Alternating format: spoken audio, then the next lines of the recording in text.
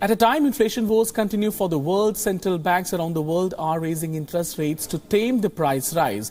European Central Bank has hiked interest rates recently, but what is the ground situation on inflation front? To know that, we earlier spoke to our correspondent Rosie Burchard on how inflation is impacting a common person in Europe.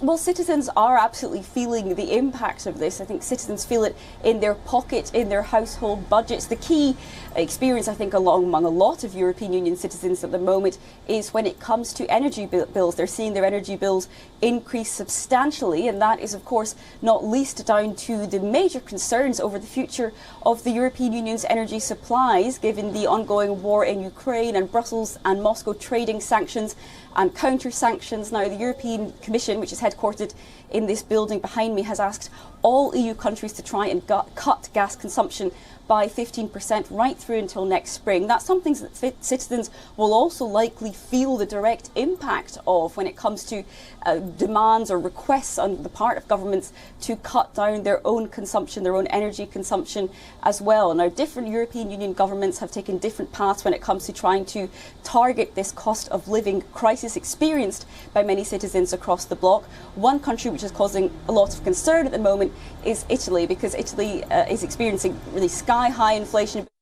The European Central Bank announced an interest rate hike of 50 basis points.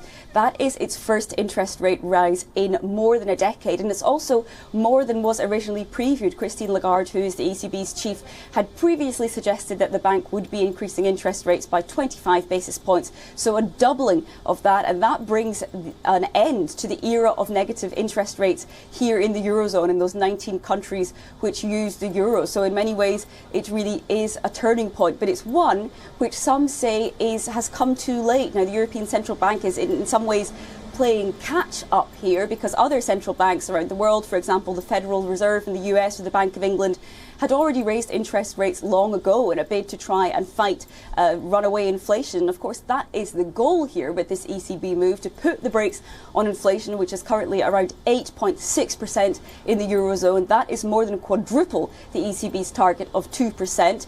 Now, more interest rate hikes may be on the horizon. The ECB's Governing Council next meets in September, and Christine Lagarde says the idea here is to go on a path toward normalisation. Of course, the ECB's main and key mandate is price stability. She says, for the moment, a recession is not on the cards based on current projections, neither for this year in the Eurozone nor next year. But she says the horizon is very much clouded.